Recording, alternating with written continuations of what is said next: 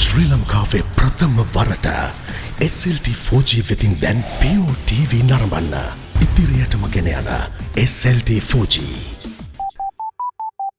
ලෙන්ගතුකම වැඩි කරගන්න ලව්ජු රුපියල් 50ට අඩු කළා. මාමේ එන්න අපිට එකක් බොමු.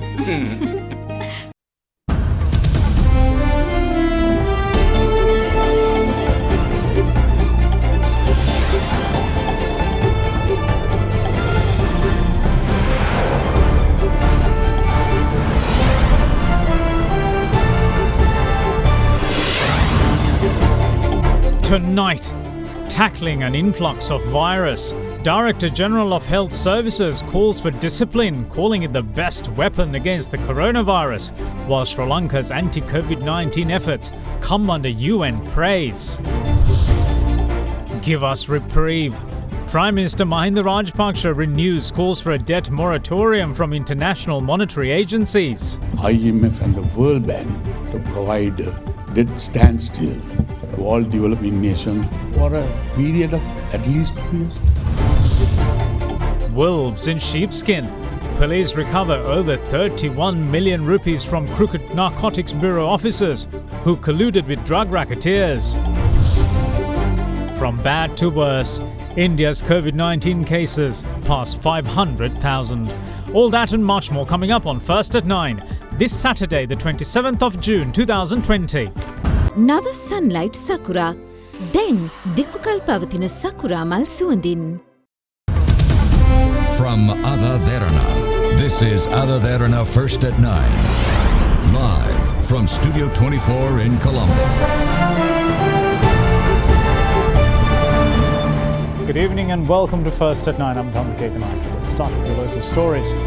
Now, Commander of the Sri Lanka Army, Lieutenant General Shavindra Silva, cautions that just because community transmissions of the coronavirus have not been reported from the island for close to 2 months, that is no reason for the members of the public to put their guard down.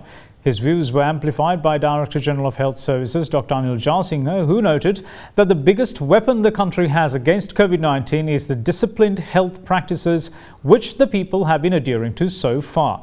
He added that the challenge which lies ahead now is the risk of the virus re-entering the country once the airports reopen. Sri Lanka's active COVID-19 cases rose by 19 today, taking the overall figure to 383. Today's 19 fresh cases were identified from among those who returned from Bangladesh. Meanwhile, 4 of the COVID-19 patients that were identified yesterday are returnees from Pakistan who were undergoing quarantine at the Miyankula and Punani facilities. අප්‍රේල් 30 වෙනිදාන් පස්සේ ආසාදිතයන් හමු නොවුනත් සමාජය තුළ විදේශ රටවල ශ්‍රී ලාංකිකයන් රටට ගෙනාගනු ලැබුවා.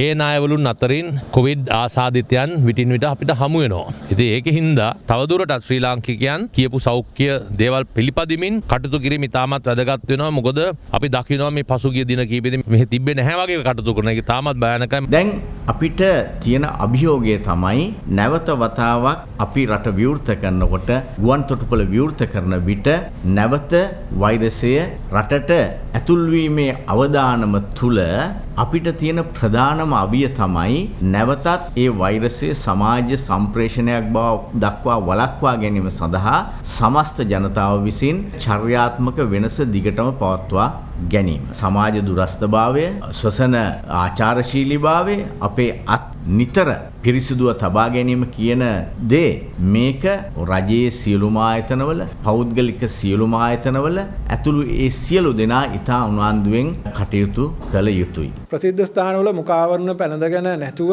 මහ ජනතාවට සෞඛ්‍ය අවදානමක් ඇති වෙන ආකාරයට කටයුතු කරන පුද්ගලයන්ට නිරෝධායන රීති පිළිබඳ අවබෝධයක් ලබා දීමටත් ඒ පිළිබඳව අවවාද කිරීමටත් උපදෙස් ලබා දී තිබෙනවා.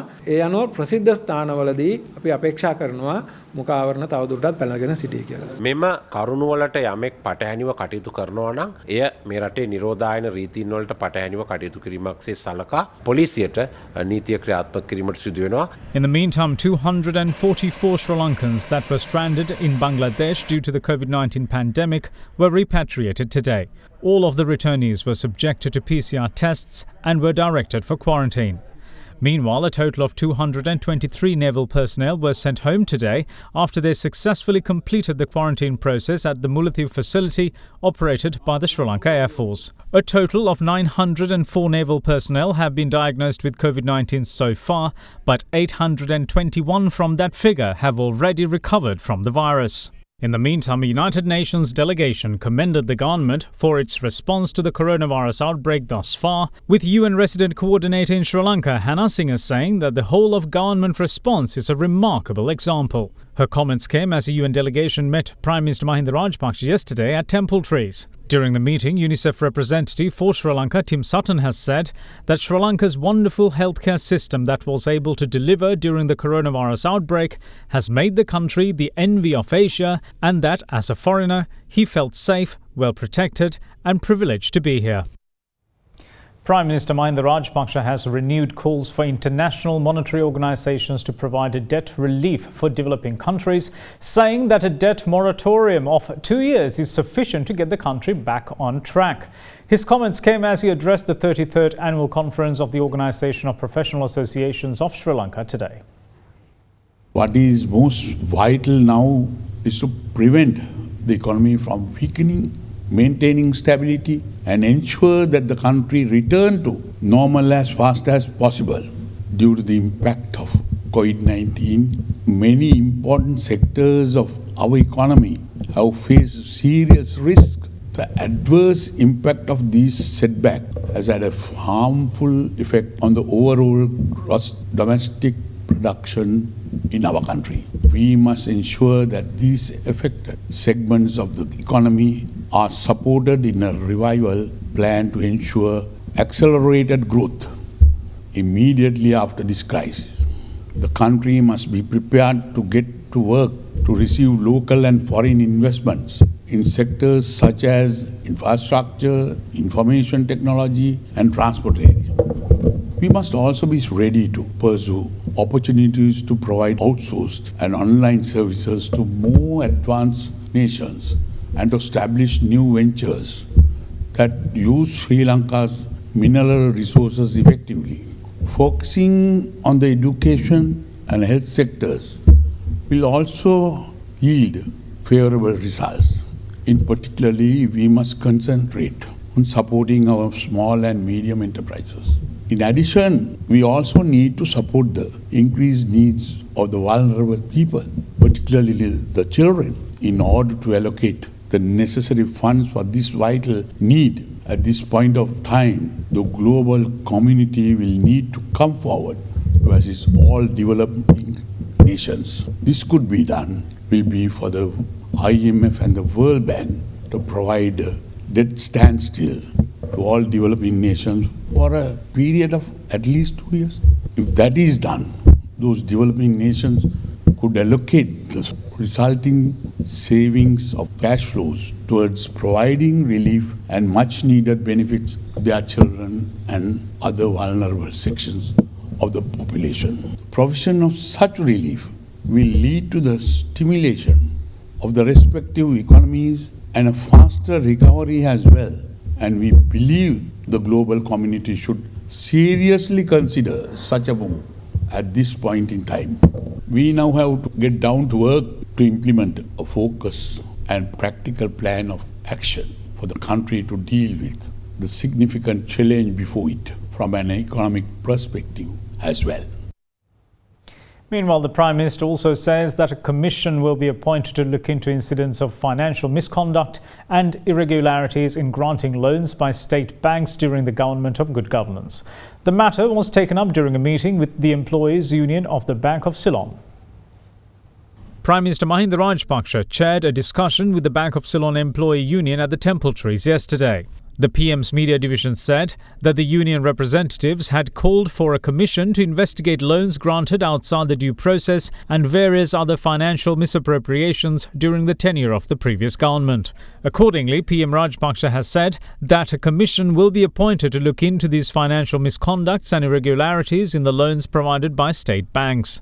The Premier also touched on the pension issue of current state bank employees and assured them that solutions will be provided to the matter through a committee without delay. In another development, Pakistan High Commissioner of Sri Lanka, Major General Muhammad Saad Khatak, called on Prime Minister Mahinda Rajapaksa at the PM's office last evening. During the talks that followed, the scholarship scheme offered by the Pakistan Higher Education Commission to the Sri Lankan students under the Pakistan Sri Lanka Higher Education Program was given attention. Pakistanian අපිට දීලා තියෙනවා අවුරුදු 5කට විශ්වවිද්‍යාල වලට 1000ක ශිෂ්‍යත්ව. ඉතින් මේ ශිෂ්‍යත්ව වලට පසුගිය දවසේ ඉල්ලුම් කරලා තිබුණාට අපේ අය දාලා නැහැ.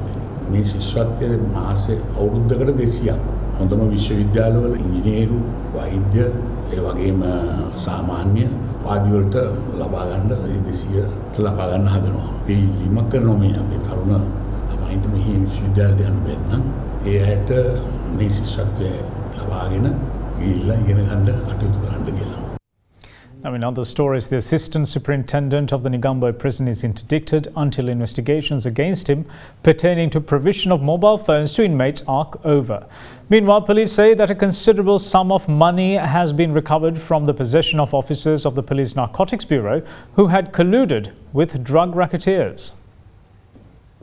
Earlier this week, the Criminal Investigation Department arrested a sub-inspector of police and 4 other officers of the Police Narcotics Bureau as well as another individual for colluding and maintaining ties with drug racketeers. The CRD are currently holding the suspects under the Prevention of Terrorism Act and are being interrogated.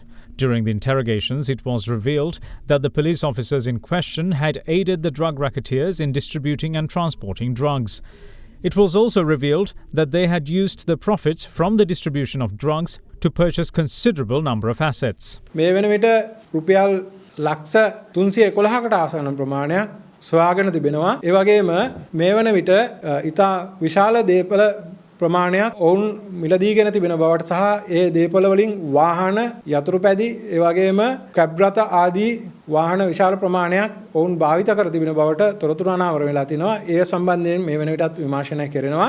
ඒ වගේම පසුගිය කාලය තුල සිදු වූ මද්ද්‍රව්‍ය නාශක කාර්යාංශයේ නිලධාරීන්ට වෙඩි තැබීම් සහ එක් නිලධාරියෙකු ඝාතනය කිරීම සහ තවත් නිලධාරියෙකුට තුවාල සිදු කිරීමේ සිද්ධිය සම්බන්ධයෙන් මොවුන් සම්බන්ධද යන්න පිළිබඳව මේ වෙන විටත් විමර්ශන ආරම්භ කර තිබෙනවා. ඒ වගේම මෙම නිලධාරීන් මද්ද්‍රව්‍ය නාශක කාර්යාංශයට අනුයුක්තව සිටමින් ඔවුන් මද්ද්‍රව්‍ය ජාවාරම්කරුවන් සමග සම්බන්ධතාව පැවැත්වීම සඳහා සහාය දුන්න, අනුබල දුන්න සහ ඒ සඳහා උරදුන් වෙනත් පුද්ගලයන් සිටිනවාද වෙනත් නිලධාරීන් සිටිනවාද කියන එක සම්බන්ධයෙන් මේ වෙන විටත් අපරාධ පරීක්ෂණ දෙපාර්තමේන්තුව විසින් ඉතා පුළුල් විමර්ශනයක් ආරම්භ කර තිබෙනවා.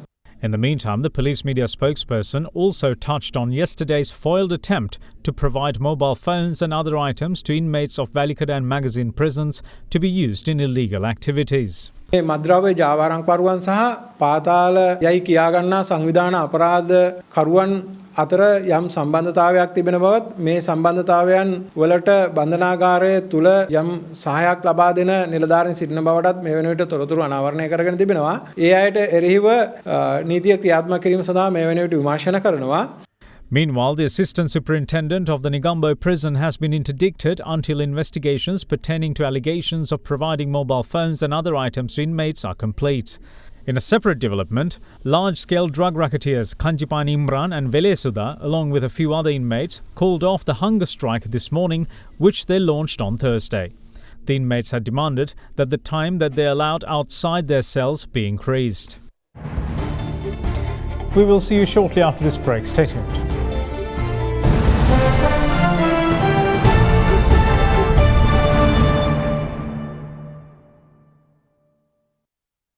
කොරෝනා වෛරසය පැතිරීම වළක්වන්න සබන් යොදා දෑත් සෝදන්න.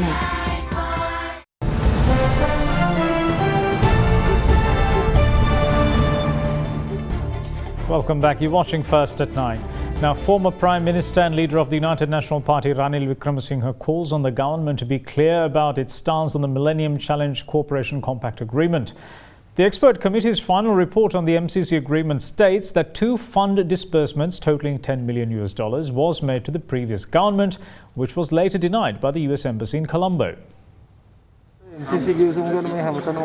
ඉතින් ගුණරුවන් වාර්තාව දිහා බැලුවාම දැන් ඇමරිකාවේ තානාපති කාර්යාලය කියලා තියෙන අපි කිව්ව එක තාම ඇමරිකාවෙන් මුදල් ලැබුණ නැහැ කියලා. මුදල් ලැබුණොත් නේ වංචාව කියන මට පේන හැටියට මේ වාර්තාව නුගුණ වටිනාකමක් නැති වාර්තාවක්. ආණ්ඩුව කෙලින් කියන්න MCC ගිවිසුම අනුමත කරනවද නැද්ද කියලා. මොකද්ද ඔයගොල්ලෝ ඇමරිකන් ආණ්ඩුවට මෙතෙක් වෙනකොට කියලා තියෙන පිළිතුර එච්චර අපිට කියන්න ඕනේ. ඊට ඊට පස්සේ මම කියන්න.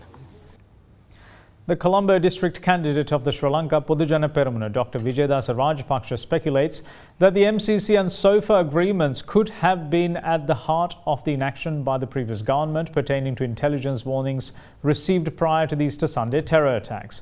The former minister, who was part of the previous government's cabinet, says that both agreements could have been inked with the US had the country plunged into ethnic violence the day after the attacks, just as it was when the Indo-Lanka Accord was signed back in 1987.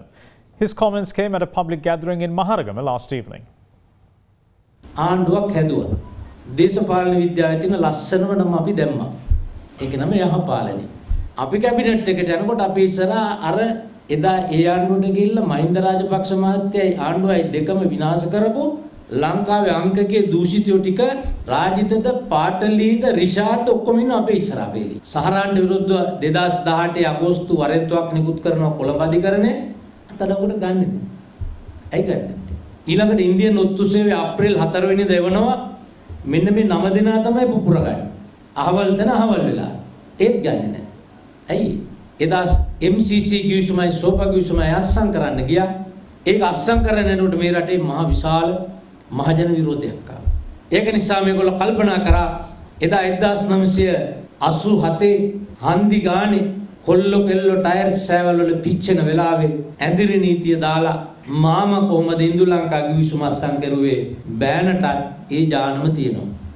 එදා බැරි වෙලාවත් පාස්කු බෝම්බෙට පහුවෙන්දා සිංහල මිනිස්සුයි මුස්ලිම් මිනිස්සුයි පාරට බැහැලා ඇන කොටාගෙන මරා ගත්තා නම් මේ රටේ ජාතිවාදී අරගලයක් වෙනවා. මේ රට ලේවිලක් වෙන වෙලාවේ ඇඳිරි නීතිය දැම්මා. ඇමරිකාවේ තානාපතිනියයි රනිල් වික්‍රමසිංහයි මේ කිවිසුම් දෙක අස්සම් කරනවා. ඒව කියනකොට කැබිනට් මණ්ඩලයේදී මට නම්බුනාමයක් ලැබුණා ගෝත්‍රිකයා කියලා. ඉතින් නපුංසකයෝ 40 දෙනෙක් එක්ක මම තනි සටනක් කරා ගෝත්‍රිකෙක් විදියට. ඕක තමයි ඇත්ත වශයෙන් අපේ කැබිනට් එකේ වුණේ. Nationalist candidate of the Samagi Janabalawege, Harin Fernando, and its leader Sajid Premadasa called on Archbishop of Colombo, His Eminence Malcolm Cardinal Ranjith, today. There was tension between the former MP Fernando and the Cardinal after he accused His Eminence of using Easter attacks to manipulate voters in the lead-up to the presidential election of last year. Last Sunday, nationalist candidate of the Samagi Janabalawege, Harin Fernando, criticised Archbishop of Colombo, His Eminence Malcolm Cardinal Ranjith, accusing him of voter manipulation in the lead-up to the presidential election of last year. 2 days later, he dug his heels in and insisted that he will not be apologising for his comments. That said, Harin Fernando and leader of the Samagi Janabalawege, Sajid Premadasa, met with the Archbishop of Colombo, His Eminence Malcolm Cardinal Ranjith, today. Thank you. God bless you.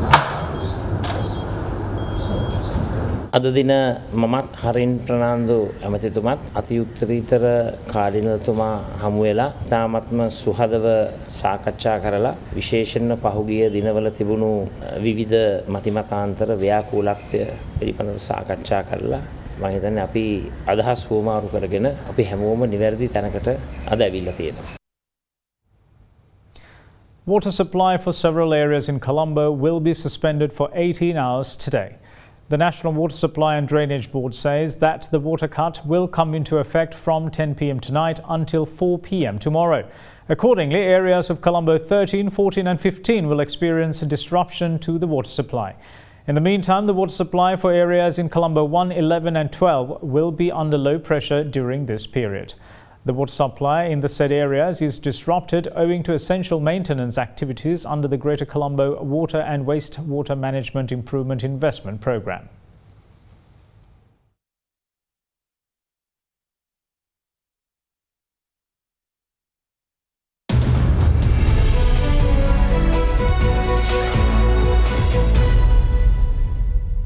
The second stage of compensation payments to the depositors of the finance company PLC is set to commence from the 2nd of next month.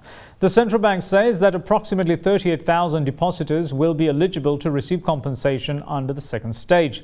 It adds that nearly 105,000 TFC depositors were paid compensation to the tune of 600,000 rupees each under the first stage of compensation payment.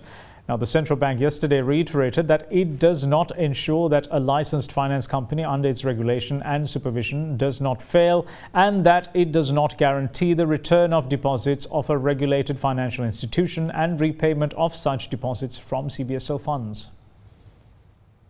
The central bank says that it has taken measures to commence the second stage of the compensation payments to the depositors of the finance company PLC with effect from the 2nd of July 2020.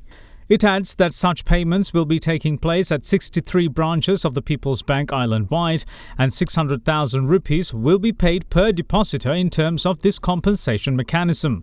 Under this second stage, compensation to all the depositors confirmed by the TFC will be commenced.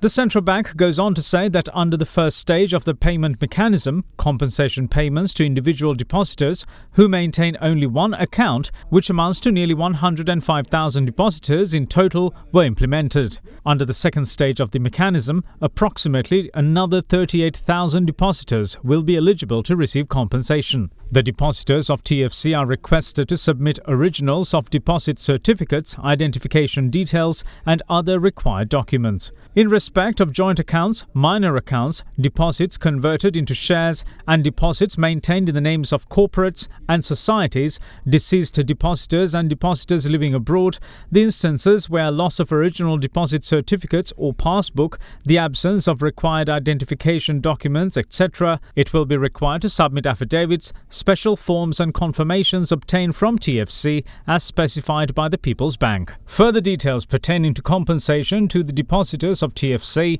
can be obtained by contacting the People's Bank on 0112 481 594, 0112 481 320, 0112 481 612 or 0112 481 703. The finance company depositors can also contact the central bank for more information on 0112 398 788 or 0112 477 261.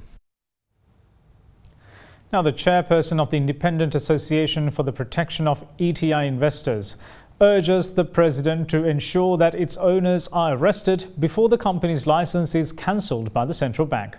She made the request at a media briefing workshop today.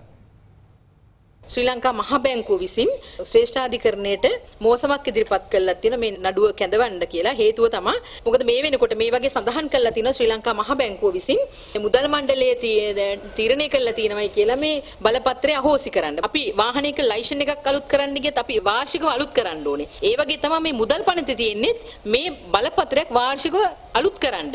නමුත් මොකද කළා තියෙන්නේ මේ ශ්‍රී ලංකා මහා බැංකුව මේ පනත උල්ලංඝනය කරලා මුදල් මණ්ඩලයේ තීරණය කළා තියෙනවා සදාකාලිකව බලපත්‍රයක් දෙන්න. බලපත්‍රය අහෝසි කරන්න යන්නේ අපි මේ අවස්ථාවේ අතිගරු ජනාධිපතිතුමාගෙන් ඉල්ලා සිටිනවා මේ බලපත්‍රය අහෝසි කරන්නට කලින් වහාම එහෙනම් මේ හතර දෙනා අත්අඩංගුවට ගන්න කියලා. මොකද මේ බිලියන 33ක් වංචා කරලා තියෙද්දී බොවුන් හතර දෙනා තාමත් සුවිසල් මන්දිරවල නිදැල්ලේ ඉන්නවා. Moodys Investors Service cautions that the world economy's recovery from the adverse impacts of the COVID-19 virus will be long and bumpy. It warns that many businesses and households are unlikely to recover the losses in revenue and income they sustained during the lockdown when economies reopen. Moodys Investors Service expects a long and bumpy recovery of the world economy, which is limping back to life from the disruptions brought on by the coronavirus. It says that the global economic recovery will likely be prolonged and Q2 2020 will go down in history as the worst quarter for the global economy since at least World War II. In its June 2020 update, Moodys said that it continues to expect a gradual recovery beginning in the second half of the year, but that outcome will depend on whether governments can reopen their economies while also safeguarding public health. As per the update, a rebound in demand will determine the ability of businesses and labour markets to recover from the shock. Moodys assessed that when economies reopen, many businesses and households are unlikely to recover the losses in revenue and income they sustained during the shutdown. And while some businesses will claw their way back to profit-making, a large number will permanently close, resulting in long-term job losses. The agency adds that even as the economy slowly recovers, the output losses because of the pandemic shock will never be fully recouped. Now, Wall Street's major indices tumbled yesterday as several US states imposed business restrictions in response to a surge in coronavirus cases and as financial shares tumbled after the Federal Reserve moved to cap bank dividend payments. Renewed concerns over the novel coronavirus pandemic has threatened to derail a strong rally for Wall Street that has brought the S&P 500 within 11% of its February record closing high. During Friday's session, the S&P 500 briefly traded below its 200-day moving average, an indicator of long-term momentum.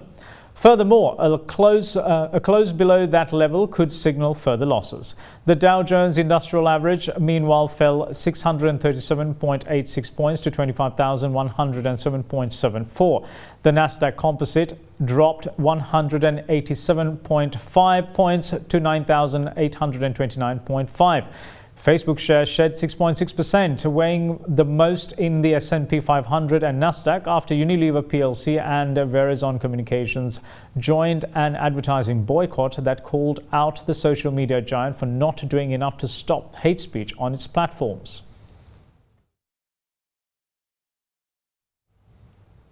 Oil prices settled lower yesterday as new COVID-19 cases spiked in the United States and China, and on growing concerns about rising US output ticking up while crude stockpiles sat at record highs. Now, Brent crude futures settled down 3 cents at $40.91, falling 1% on the week. US West Texas Intermediate crude futures fell 23 cents to $38.49, down 1.6% on the week.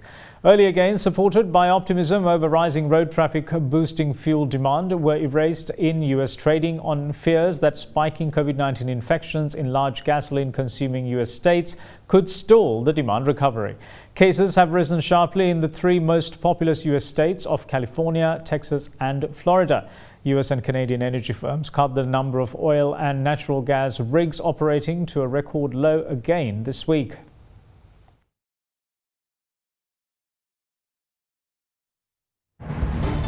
We will see you once more on the other side of this break. Bear with us.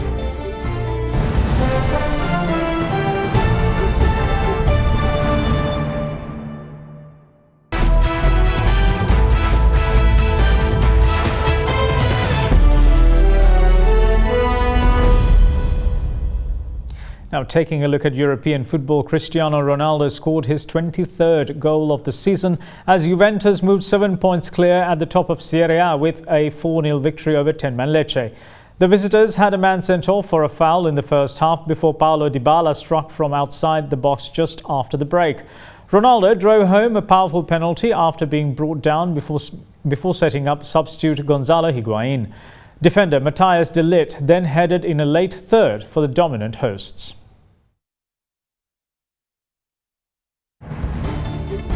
And that's it from all of us here at First at 9. Thanks for watching. Bye-bye.